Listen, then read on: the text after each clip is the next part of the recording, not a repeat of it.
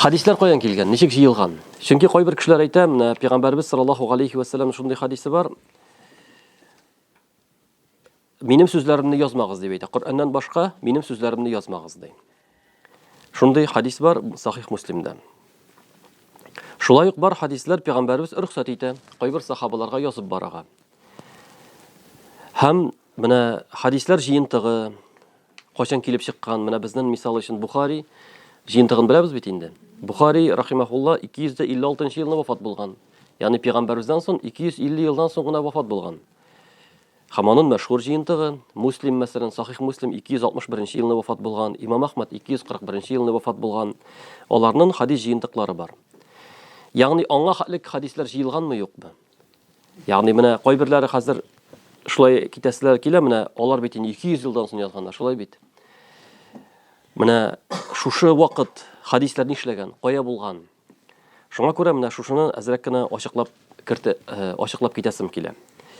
Пәйгамбәрбез саллаллаһу алейхи ва саллям 23 ел дәврендә пәйгамбәр булды. Ягъни 40 яшында пәйгамбәрлек килсә, 13 ел ул Мәккәдә пәйгамбәр булды һәм 10 ел Мәдинәгә күчкәч, Мәдинәдә пәйгамбәрлек вазифасын башкарды һәм Рабигъул әүвәл аенда Хиҗри белән инде 11 елны Аллаһ Раббыбызга күчте. Менә шушы дәврдә Коръән Кәрим инде. Коръән Кәрим инде һәм шул ук вакытта Пәйгамбәрбез саллаллаһу алейхи ва саллям бик күп ихтибарны юнәлтте, Аның сүзләрен истә калдыруына, аның гамәлләрен истә калдыруына. Мисал өчен, киләләр төрле кабиләләрдән өйрәнергә, гыйлем алырга киләләр. Пәйгамбәрбез әйтә: "Саллу кама раайтумуни усалли." Менә карап каттырыгыз, мин ничек намаз укыйм, шулай итеп укыгыз дип әйтә. Намаз вакытларын берәү килеп сорый, бер көнне бер вакытны укый, анда икенче көнне икенче вакытны укый, менә шушы ике вакытта укыгыз дип өйрәтә. Хаҗ кылганда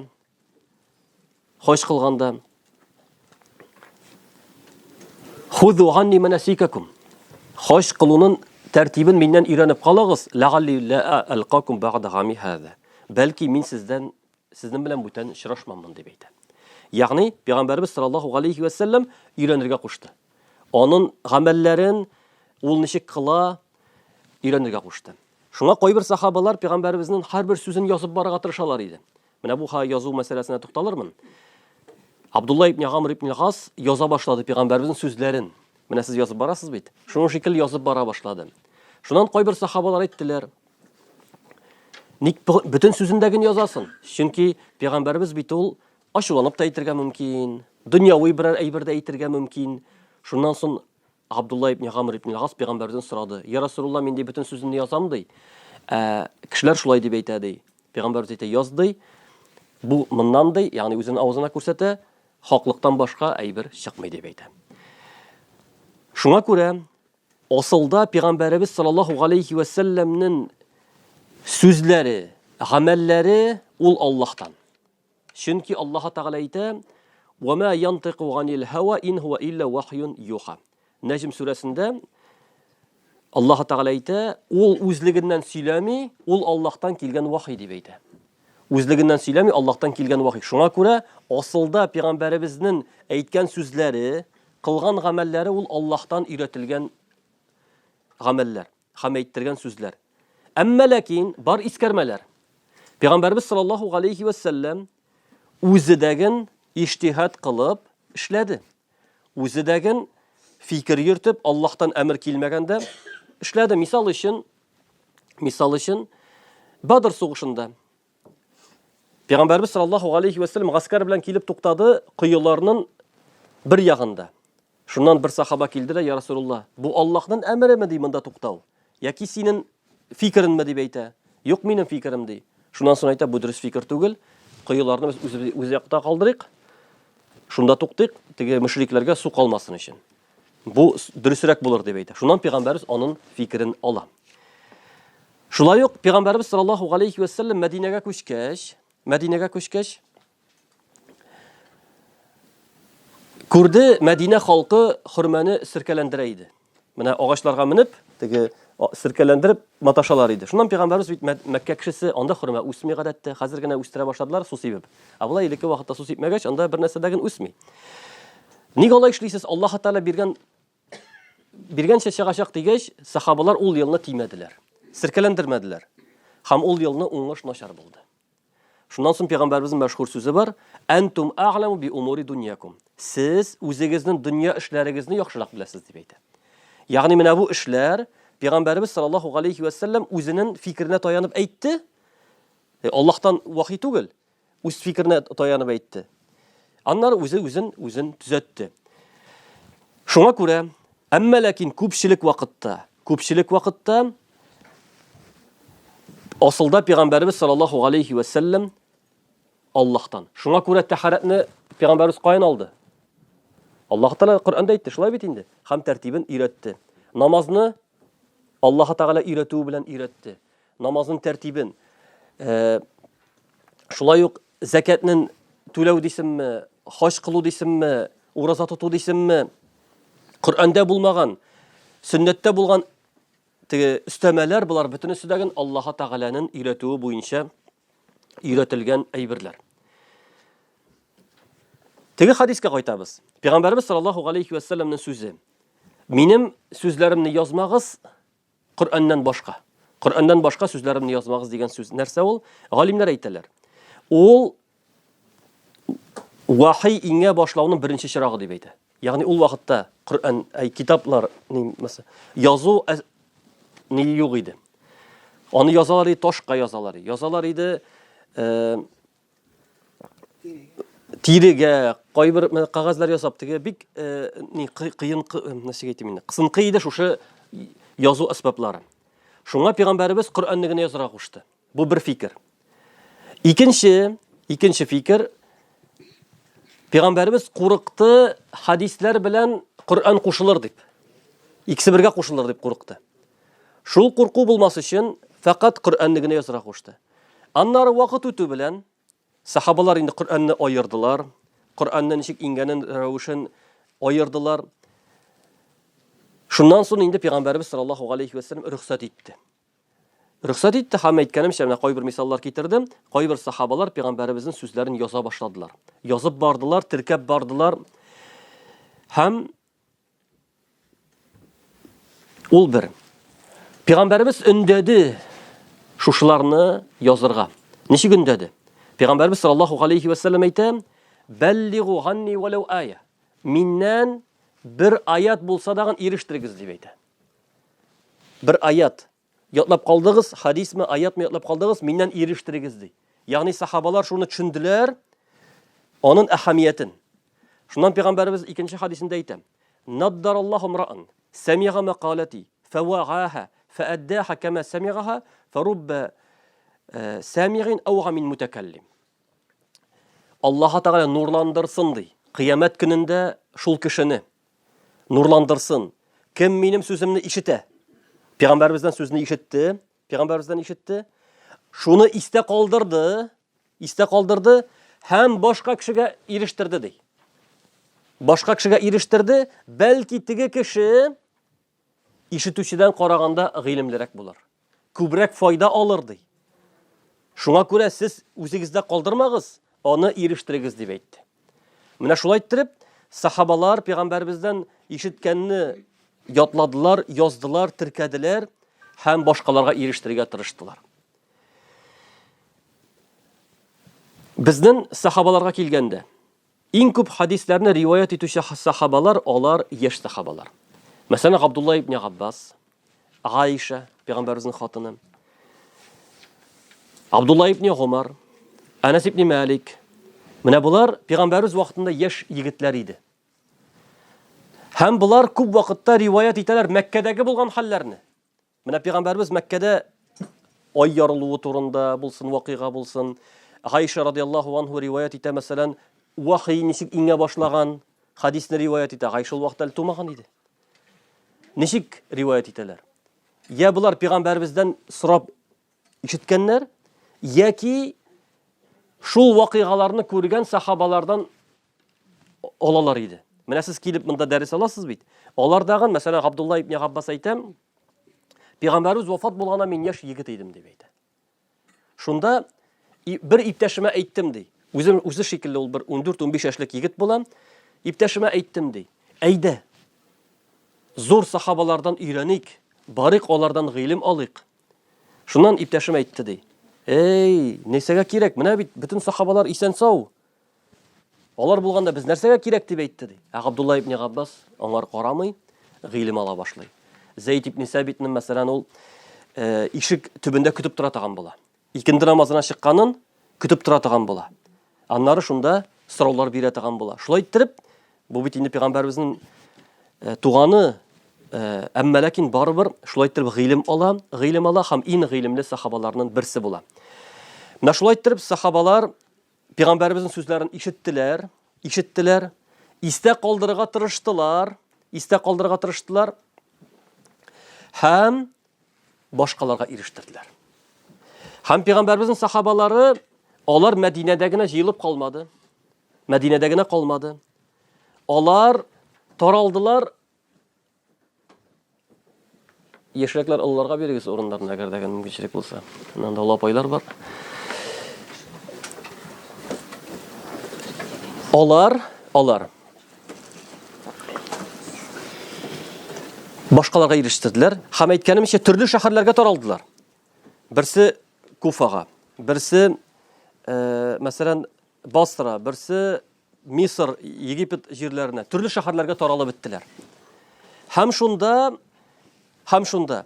o'zlarining shogirdlarini azirladilar, dars berdilar, o'qitdilar. Ham o'zlari eshitgan hadislar taraldı tübeklarga. Biligiz onu. Peygamberimiz sallallahu aleyhi ve sellem bir hadisini bütün kişiye degen aytib yürmedi. Bir hadisini bütün kişiye de aytib yürmedi. Allah Teala aytdı onlar. Bellig ma unzile ileyk. Fa illem tef'al ve ma bellagta risalete. Wallahu ya'simuka minen nas. Sana indirgen eybirini eriştir dedi. Eğer de işlemesen sen Allah'ın emrini ütemedin, eriştirmedin, Allah seni başkalardan saklayacak dedi. Lakin alimler ayttılar, eğer de Peygamberimiz bir kişiye eriştirse, ol indi eriştirgen bulup sanala. Atigi sahaba başkalarga eriştirge tiyiş bula. Mana misal için Muaz ibn Cebel Peygamberimiz bilen birge bulganda Peygamberimiz aytdı. Ya Resulullah, Peygamberimiz ona aytdı. Allah Teala kişilerge yüklegen hakını bilesinmi dey.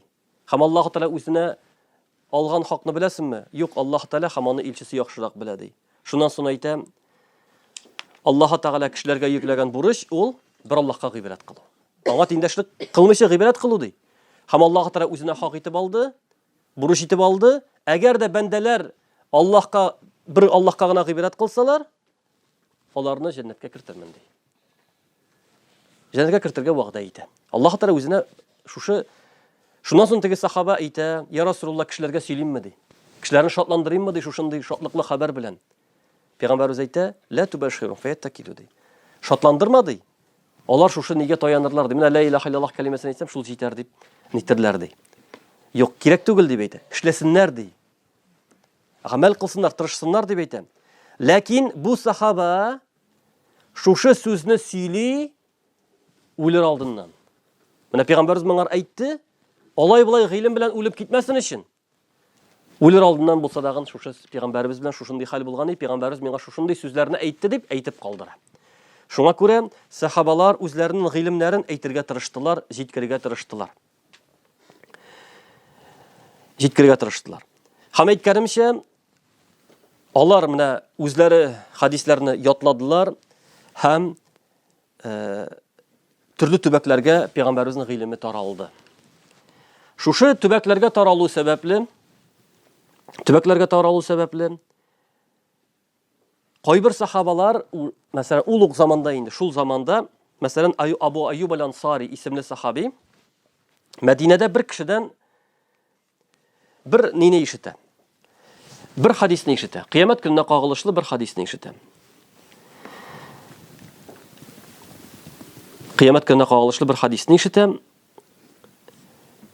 Hamayta hammani işte sahabadan tugul, tabiinden işitdi. Endi Peygamberimiz vafat, tabiinden işitdi. Син моны каян ишеттең ди. Миңа Абдулла ибн Унес исемле сахаба сөйләде дип әйтә. Ягъни, әйтә, шылбырны әйтә. Менә мин ишеттем, шул сахабадан ул пәйгамбәребездән шушы хадисне әйтте ди. Ул сахаба кая тора? Египетта тора, Мисырда тора. Шуннан соң бу Абу Аюб ал-Ансари риза булмый, шушы хадисне турыдан-туры иштәсе килә. Пәйгамбәребездән ишеткән кешедән. Һәм китә Египетка. Бер ай буе бара, теге сахабаны күрә, шушы хадисне ишетә, кире кайтып китә. Ягъни, бу Имам аль-Бухари үзенең хадислар җыентыгында китерә, рихлату фи талаб аль-хадис дип әйтә. Хадисне ишетер өчен инде галимнәр, сахабалар инде сәфәр кыла башлыйлар. Сәфәр кыла башлыйлар. Һәм бу аннары ахыргы заманнарда киң тарала башлый. Менә шулай итеп, сахабалар хадисләрне җыйдылар, тупладылар. Әмма ләкин Коръән Кәрим бер китапка җыелган булса дагы, әле хадислар бер китапка җыелмады. Һәрбер сахабада күпмедер хадислар җыелды, һәм алар үзләренең шәкертләренә дәрес бирәләр иде. Мәсәлән, Абдулла ибн Аббас радиллаһу анһу үзенең өендә дәрес бирә иде. Һәм киләләр, шулай итеп, өйдә тула идек кешеләр белән.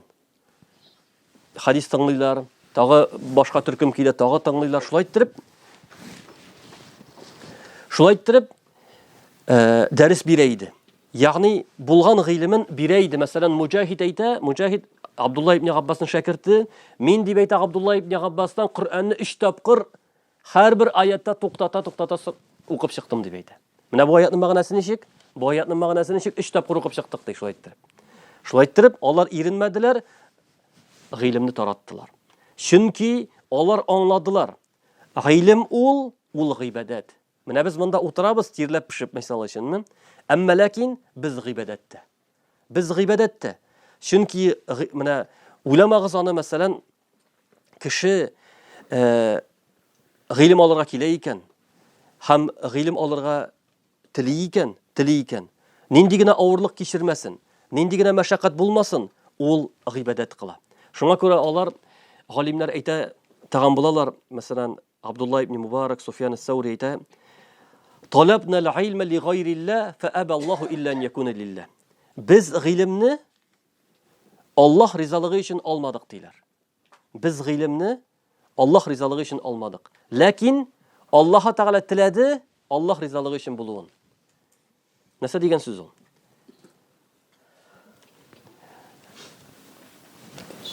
Менә хадислар тарала башлагач, беренче буын, икенче буын табигиннарны, менә шул вакытта Аллаһ Тәгалә кешеләрнең күңелләренә шушы хадисларны җыю мәхәббәтен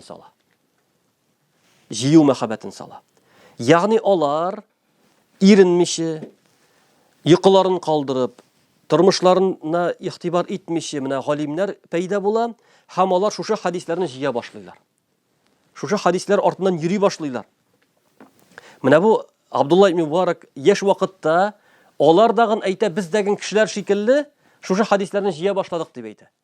Ягъни беренче аларның шушы хадислар артыннан йөрүе, ул бәлки ихлас Аллаһ ризалыгы өчен үк булып бетми. Чөнки күбрәк кызык аларга. Аларга менә шушы хадисларны җыю кызык. Шуның өчен алар тырышалар. Ләкин алар менә шушы тырышлык күрсәткәч, Аллаһ Тәгалә аны бер Аллаһ ризалыгы өчен итә. Шуңа күрә менә мәсәлән, безнең монда кеше мәсәлән җыела мисал өчен. Һәрберебез дәген әйтә алмый, без Аллаһ ризалыгы өчен килдек дип. Без Аллаһ ризалыгы өчен гыйлем алабыз дип әйтә алмыйбыз. Зәһәби китерә үзенең китабында зур шул табигиннар, галимнәр әйтәләр. Берсе сорау бирә. Син нәрсә өчен гыйлем алдың дип. Бөтенесе әйтә үзем өчен ди. Берсе әйтә кешеләр өчен дип әйтә. Шуннан соң Зәһәби исемле тарих язучы галим әйтә, мин дәген әйтә алмыйм дип әйтә. Мин Аллаһ ризалыгы өчен алдым дип ди. Бу кешеләр дип әйтә, ихласлы булдылар ди. Шуңа күрә алар әйтмәделәр ди, мин Аллаһ ризалыгы өчен алдым дип. Чөнки Аллаһ ризалыгы өчен бер әйберне эшләү бик кыйммәтле әйбер. Аны бөтен кешеләргә эшли алмый. Шуңа күрә ул бик кыйммәтле әйбер. Күбрәк без менә безнең күңелебезгә рәхәт, без аны яратабыз, без аны эшләргә тыңлыйбыз, без күбрәк шуның белән эшлибез. Әмма ләкин кеше шушы әйберләрдә, шушы гыйлем мәсьәләсендә күбрәк үзен менә тәрбияли ала икән, шушы гыйбадат икәнен, нәрсә шушында килгәндә, мин гыйбадат кылырга барам, мин Аллаһның гыйлемен ирештерге, шуның белән гамәл кылырга барам дип кеше өйрәнә икән, Аллаһ Тәала бәрәкәт бирә. Аллаһ Тәала бәрәкәт бирә. Һәм менә бу бик мөһим мәсьәлә. Ләкин бу читкә киттем әзрәк кенә. Хадислар турында тагы әйтәм. Галимнәр шулай итеп хадисларны җыйдылар, һәм төрле төбәкләргә ул таралды. Төрле төбәкләргә таралды. Төрле төбәкләргә таралды. Әйткәнемчә, Имам Бухари рахимахулла китерә үзенең хадислар Бухари җыентыгында Гумар ибн Габделгазизның сүзләрен. Гумар ибн Габделгазиз ул халифа була 100-нче елны. Хиҗри белән 100-нче елны 101-102-нче елларда ул халифа була. Үзе халифа булган вакытта хат яза төрле төбәкләргә. Һәм Мәдинәдә булган Имам Мухаммад ибн Шихаб әз-Зухри дигән галимгә дәген хат яза, әйтә, хат юллый ул асылда хадисләрне җыентыкларга җыегыз дип әйтә. Мин куркам ди, галимнәр үлү белән хадислар тәген үлүен, битүен дип әйтә. Шуңа күрә хадисләрне китапларга җыя башлагыз ди. Бу нәрсәне аңлата. Ягъни менә Абу Бакр радиллаһу анху Коръәнне бер китапка җыйды бит. Шуның шикелле галимнәргә дәген әйтә, хадислар сездә генә булмасын ди. Чөнки кайберсе күңелендә генә, кайбер җыентыкларда, үзенең махсус китабында сез дип әйтә, кешеләр укырлык итеп китаплар яза башлагыз дип әйтә. Менә үзегезнең хадисләрне китаплар итеп туплый башлагыз ди. Менә шул вакытта 100-нче елны, Хиҗри белән 100-нче ел тирәсендә галимнәр яза башлыйлар китаплар. Ягъни инде ул китапны һәрбер кеше алып укый ала башлый. Шуңа күрә менә мәсәлән Имам Малик 179-нчы елны үлә. Аның шәкерте Имам Шафиғи. Имам Шафиғи әйтә, Имам Шафиғи Мәккәдә, Имам Малик Мәдинәдә. Имам Шафиғи әйтә, башта мин ди Мәккәдә булганда 7 көн эчендә дип әйтәме шунда, ятлап чыктым дип әйтә. Аның хадислар җыентыгын. Ягъни бу нәрсәне аңлата. Инде Имам Маликның китабы халыкта тарала башлаган, шулай бит? Халыкта тарала башлаган, башта ятлап чыктым ди, аннары аның янына гыйлем алырга бардым дип әйтә. Ягъни без шуны нәрсәне күрәбез, элекке вакытта галимнәр, шәкертләр генә булса, үзләре генә җыйган булсалар, инде китапларны, менә китапларга яза башлыйлар. Шуңа күрә Мәккәдә кайбер галимнәр, Мәдинәдә кайбер галимнәр, Куфа җирендә кайбер галимнәр хадисләрне китапларга җыялар. Шуңа күрә менә мәсәлән теге Абу Ханифа рахимахулла Куфада яши, шулай бит инде. Куфада яши һәм ул вакытта әле аерым хадислар китабы юк. Әмма ләкин аның үзе остазлардан җыйган хадисләре, аның шәкертләренең мәсәләнме, алардагы булган хадисләргә таянып ул хөкемнәр чыгарды. Ягъни инде китапка карап түгел. Чөнки ул вакытта әле хадислар китаплар итеп язылмый иде. Ләкин һәрбер галим үзе остазлардан җыйган хадислар аларда саклана иде. Менә шуңа күрә нәрсәгә әйтәсем килә? Кайбер кеше әйтә, менә хадислар алар языла башлаган 100-нче елны гына дип. Яки менә китердем бит мисал Бухари 256-нчы елда. Шул елны гына юк. Хадислар язылып килгән, менә Коръән Кәрим ничек язылып килде? Пәйгамбәрбез вахый ингәндә язылды бит. Вахый ингән сайын язылып барды. Ләкин җыелды Абу Бакр вакытында. Бер китапка җыелды. Чөнки Пәйгамбәрбез үз вакытында җыя алмый иде, чөнки әле вахый килүе ихтималы бар иде. Вахый туктагач, аны бер китапка җыйдылар. Нәкъ шулай ук монда дагы галимнәр хадисләрне ятлап килделәр, җыеп килделәр, һәм ул аларда сакланды. Һәм инде аннары менә 100-нче елдан башлап шул тирә чамасында инде ул халыкка китаплар рәвешендә тарала башлады. Хадислар алар җыелды нинди рәвештә? Җыелды шылбыр дип атала, менә кешеләр шылбыры. Ягъни һәрбер кеше әйтергә тиеш була. Бер кеше дәгендә мәсәлән тотты дагын утырып торганда, менә Пәйгамбәрбез шулай дип әйтте дип әйтә алмый. Ул хадислар ул вакытта, ул заманда әгәр дә бер кеше Пәйгамбәрбез әйтте дип әйтә икән, кайда, кемнән ишеттең бу сүзне? Ул әйтергә тиеш була, мин фулан кешедән ишеттем, фәлән кешедән ишеттем. Ул фәлән кешедән ишетте, ул фәлән сахабадан ишетте, ул Пәйгамбәрбездән ишетте дип әйтергә тиеш була. Һәрберсе шушы шылбыр һәрберсенә кешеләрдән торган шылбырны әйтергә тиеш була. Ансыз кабул ителми. Ансыз кабул ителми. Шуңа күрә имам Абдулла ибн Мубарак әйтә: "Ал-иснаду мин-ад-дин дәүла ал-иснаду лaqala man sha man sha." Иснат ул диндән дип әйтә. Иснат, менә бу кешеләрдән торган шылбыр, ул дин дип әйтә. Әгәр дә ул булмаса, теләсә кем теләсә нәрсә әйтер иде. Менә хәзерге вакытта дөресен әйткәндә, телефон аша, WhatsApp аша нәрсә генә таратмыйлар. Нинди генә хадислар, нинди генә риваятлар китермиләр. Кайберсен эзләп карасан, ул борынгы китапларда берсендә дә юк. Кайберсе бу 20нче гасырда, 21нче гасырда гына уйлап чыгарылган әйберләр дәген бар, кызганычка каршы. Шуңа күрә һәр бер хадис ул бар икән, аның иснады бар. Менә мисал өчен нинди хадис? Иннамал аъмалу бин-ният, мәсәлән. Хакыйкатьтә һәр бер гамәлләр нияткә карап бәяләнә. Шулай бит инде. Мәшһүр хадис. Бу хадис Имам Бухари җыентыгында иң беренче хадис булып тора. Һаман Имам Бухари шылбыр белән зикр итә. Ягъни шулай ук һәр бер хадиснең аның чыганагы булырга тиеш, ул китапларда булырга тиеш. Әгәр дә ул хадис икән, ул китапларда бар. Әгәр дә чынлап та, әгәр дә ул уйлап чыгарган әйбер икән, ул бер китапта да юк. Яхшы, әгәр дә без аңласак, хадисләр алар кешеләрдән торган шылбырлардан торса, бу кешеләр нинди? Ялганчы булырга мөмкинме? Мөмкин бит, шулай бит. Шуңа күрә галимнәр тагы бер фән уйлап чыгаралар, җарх ва тәгъдил дип атала. Нинди фән ул? Җарх ва тәгъдил. Ягъни кемнедер гаепли, кемнедер гаепсезгә саный. Ягъни менә бу кешеләрне өйрәнә башлыйлар. Менә бу кешеләрне өйрәнә башлыйлар. Менә хәзер мәсәлән спецслужбалар мисал өчен бер кешене эшкә урнашканнан әйткәндә, һәр бер кеше турында информация бар, шулаймы? Ләкин галимнәрдә нәкъ шулай ук. Бар зур-зур томны китаплар, мәсәлән, кеше белә икән, мәсәлән, Кутубы Ситта, Бухари, Муслим, Абу Дауд, Насаи, Ибн Маҗа, Тирмизи, Кутубы Ситта дип атала, 6 китап дип атала. Шушы китаплардагы булган һәр бер кешеләр турында мәгълүмат бар. Мәсәлән, ачасын, мәсәлән, Ахмад, мәсәлән, исеменнән, мәсәлән, кем Ахмад дип башлана, бөтен үсәдәген күрсәтелә. Һәр берсе турында исеме тулысынча, туган елы билгеле булса, үлгән елы. Үлгән елы гадәттә билгеле инансы, туган елы билгеле булмаска мөмкин, ләкин ничә ел яшәгән гомере шама белән. Аннары аның устазлары, аның шәкертләре искә алына, күп булса күп, әз булса әз. Аннары галимнәр ул кеше турында нәрсә әйткәннәр. Аның турында нинди характеристика биргәннәр, бөтен үсәдәген искә алына. Һәм аның әгәр дә ул гыйлемле булса, кайбер хикмәтле сүзләре, кайбер ниләре бөтенесе бергә җыелган. Ягъни, мәсәлән, Абу Ханифа турында беләсең килсә, Нугман ибн Сабит дип, мәсәлән, аның турында мәгълүмат бар. Абу Хурайра турында шулай итеп, һәр бер кеше турында мәгълүмат бар. Галимнәр шушыны аерым җыйганнар, аерым фән була, һәм кешеләрне тикшереп йөриләр. Әгәр дә алар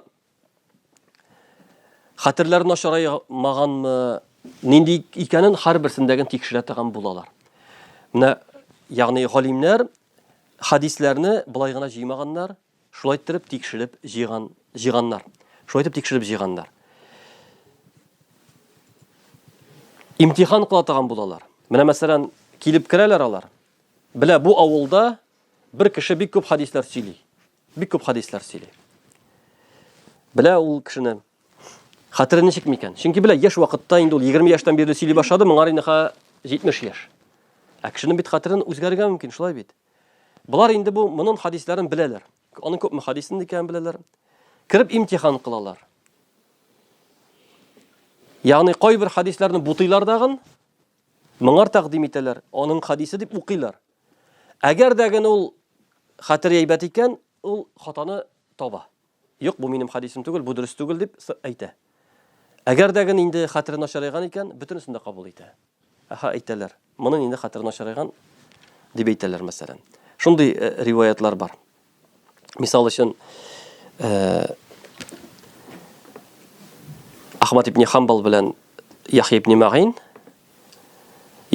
шушы кешеләрне тикшерә торган була. Кешеләргә характеристика бирә торган була. Һәм тагы бер шәкерт Йемен җиренә баралар. Анда бер галимнән хадислар алалар. Кайтышлый бер авылга керәләр. Анда яши зур бер хадислар риваят итүче кеше Яхя ибн Мағинәне тикшереп чыгыгал дип әйтә. Хәтере ничегрәк микән ди. Бу моның эше. Тикшереп йөри.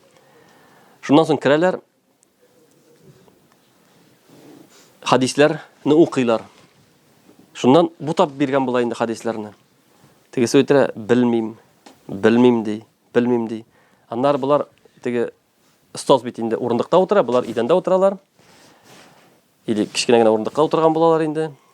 И әзрәк кенә түсеп утырадан тибеп җибәрә нигә Яхьяга, Яхья ибн Мағинга. Һәм буларны куып чыгара. Кем теләсен инде үзен ихтибар кылган шулай бит инде. Яхья тәгәрәп китеп бара һәм чыгалар. Булар шул мәҗлестән инде Ахмад ибн Ханбал әйттем бит мин сиңа кирмик дип инде мәсәлән. Ләкин Яхья әйтә, бу минем өчен, аның тибүе минем бөтен сәфәремнән хәерлерәк дип әйтә. Ләкин мин шанам моның хәтере яхшы икән ди. Әле бу хәтер яхшы, моннан хадислар алып була, мин заты күңелем тыныч хәзер бу кешегә дип әйтә. Шуңа күрә Яхья ал-Каттан, Яхья ибн Сагид ал-Каттан исемле зур галим үлем түшәгендә ята. Үлем түшәгендә ята. Әйтә, минем турында кешеләр нәрсә дип әйтә ди. Бик зур галим була һәм ул дагын шушы кешеләрне җәра теге дөресме, дөрес түгелме, теге шуларны тикшергән була. Синең турында бик яхшы сүз әйтәләр ди. Илля мәгәр синең тәнкыйтьләрен кайбер кешеләргә ди. Чөнки кайбер кешеләрне загыйф бу кешедән хадис алырга ярамый дип әйткән була. Шуннан соң Яхья ибн Сагид ал-Ансари әйтә, булсын дип әйтә. Минем дип әйтә, кыямәт көнендә Пәйгамбәрбез каршына килгәч, аларның сүзе миңа җиңелрәк, чем Пәйгамбәрбез әйтсә, Яхья, ник син белдең, ник минем хадисымны сакламадың дип әйтүдән караганда, минем аларның гаепләрен әйтү хәерлерәк, миңа җиңелрәк дип әйтә инде. Ягъни алар менә тырышалар дин рәвешендә. Әмма ләкин телләрен бик саклыйлар. Гайбәткә кермиләр. Ягъни гайбәттән сак булар, чөнки менә мәсәлән кешене кемнедер бу загыйф, моның хәтере начар дип әйтү, ул гайбәт. Ләкин моны галимнәр әйттеләр, бу рөхсәт ителә шушы ни өчен генә.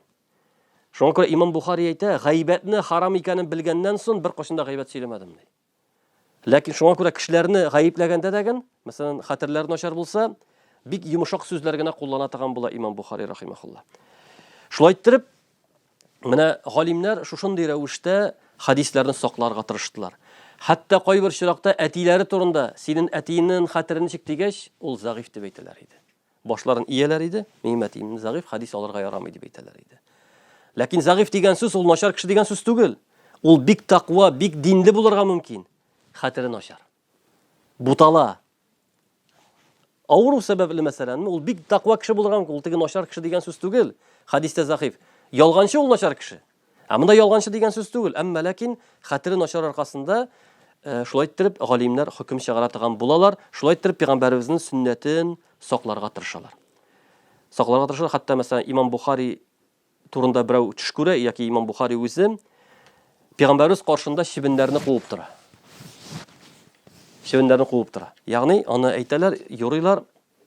Менә теге загыйф хадисларны, ялганнарны куып җибәрә дип шулай итеп юрыйлар инде. Шуңа күрә менә Имам Бухари инде үзенең җыентыгында ул фақат дөрес хадисларны җыя. Шулай итеп менә кыскача әйтеп әйткәндә, хадислар шушындый хәлдә җыелды. Хадислар җыелды, ләкин галимнәр төрле рәвештә хадисларны җыйдылар. Төрле рәвештә. Хәзер әйтәм. Мәсәлән, булды Имам Бухарига хәтлек булган галимнәр җыйдылар бөтен әйберне. Мәсәлән, ялган әйберләрен түгел, әмма ләкин загыйфрак булса дагын, сахабалар сүзе булса дагын, табигиннар сүзе булса дагын китапка җыйдылар. Мәсәлән, шуңа күрә Имам Маликның китабы мисал өчен, анда табигиннар сүзе дә, сахабалар сүзе дә, Пәйгамбәрнең сүзе дә бик күп кушылган анда. Муатта дип атала. Муатта Имам Малик. Һәм әле галимнәр загыйфларны дәген җыялар иде. Загыйфрак булган хадисларны җыялар. Ни өчен җыялар иде? Чөнки аларның саклануын телиләр иде. Чөнки загыйф хадислар бер-берсен көчәйтеп, алар көчәйергә мөмкиннәр. Шуңа күрә аны саклап бардылар. Шуннан Имам Бухари рахимахулла, аның устазы Исхак ибн Рахавайх исемле кеше дәрестә әйтә, Берәрегез, менә дәрестә утырганда әйтә, берәр шәкертләренә әйтә, берәрегез дөрес хадисләрне генә бер китапка җыйса иде дип әйтә. Шуннан Имам Бухари әйтә, күңелемә кирип калды шул ди. Менә шуннан ул инде шәкерт вакытыннан алып, шушы китапны җыя башлый. Озак еллар буе Сахих Бухарины айрым сахих хадислар җыентыгын җыя. Аннан карап инде Имам Муслим, аның шәкерте сахих хадислар җыентыгын җыя. Ә калган галимнәр, алар инде сахихны дагын, сахифрәкне дагын җыйдылар һәм агнаттылар. Ләкин әйтәсем килә нәрсәгә? Ягъни сез барбыр теге без бу мәгълүматны белергә тиешлебез. Ягъни һәрбер мусульман кеше белергә тиеш, Аллаһ Тәгалә безгә Коръәнне һәм сөннәтне һәм шариғатны, динне саклап калдырды. Кайбер кеше әйтсә, мисал өчен, моның турында диннең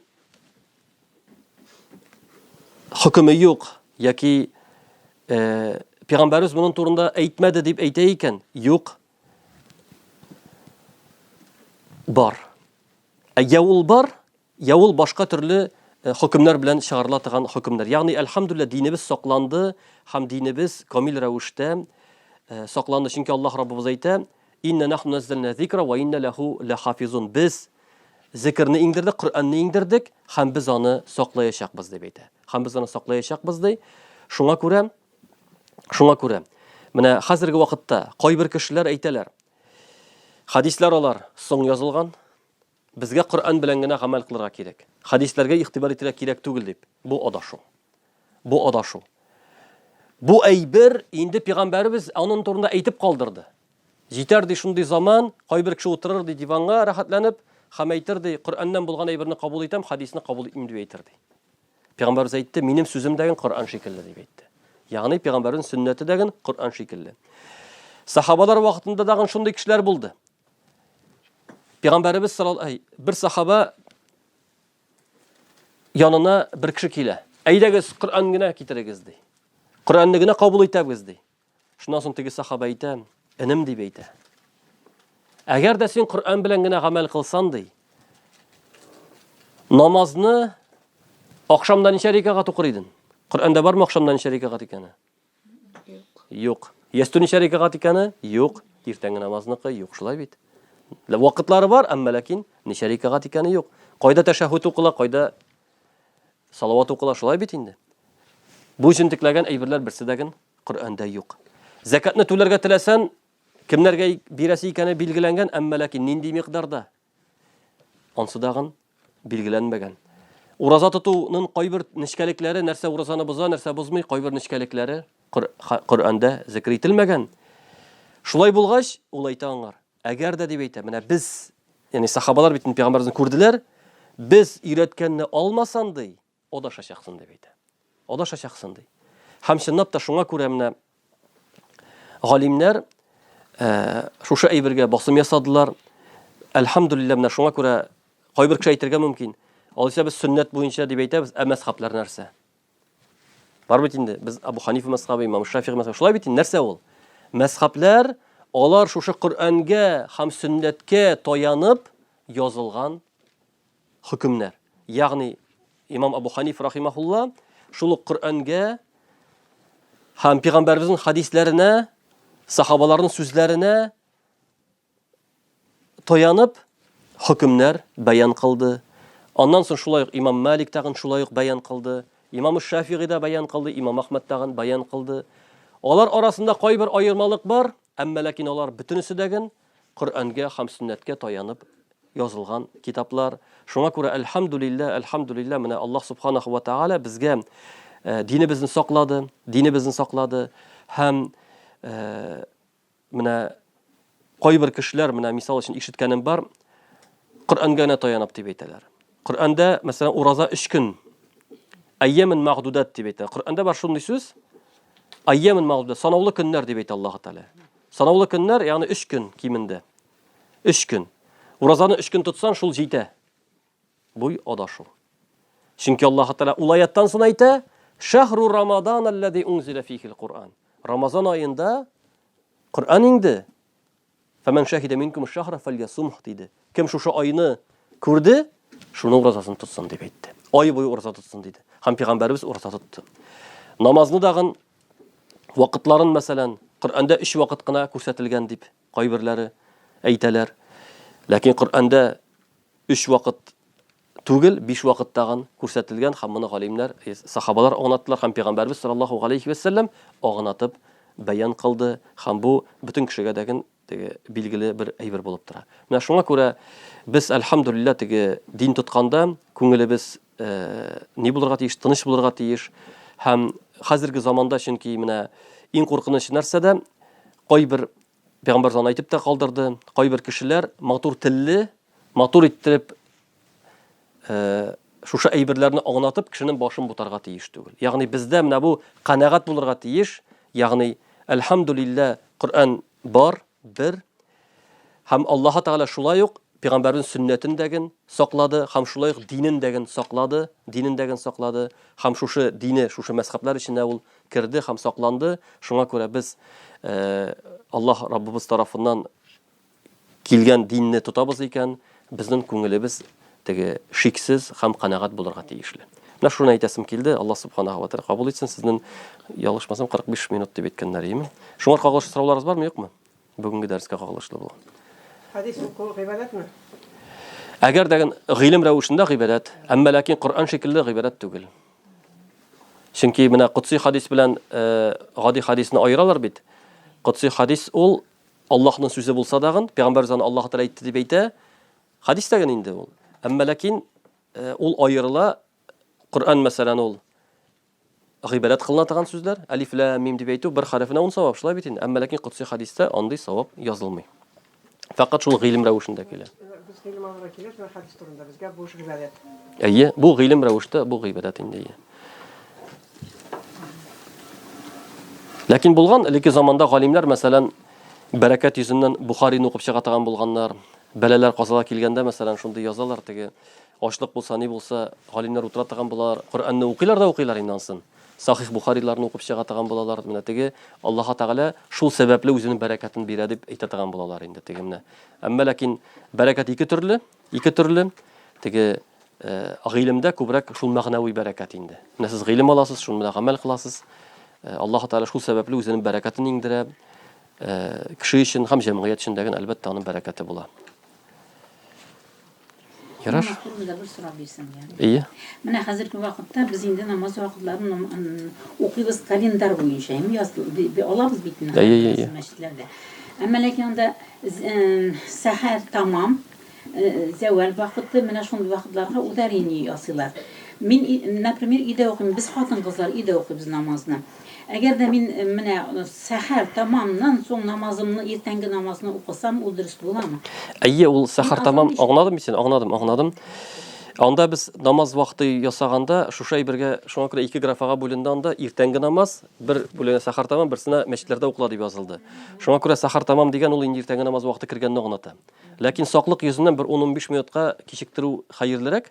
Бер 10-15 минут үткәннән соң укырга тырышырга кирәк. Чөнки без чыгып караган бар, анда инде менә шул таң ата башлый инде. Сәхәр тамамнан соң таң ата башлый. Шуңа күрә сәхәрне ашап бетерәсең, һәм инде бер 15 минуттан соң намаз укысаң була. Һәм инде зәвал 2 минуттан соң укысаң була инде. Зәвал дигән графадан соң 2 минуттан соң өйлә намазын укысаң була.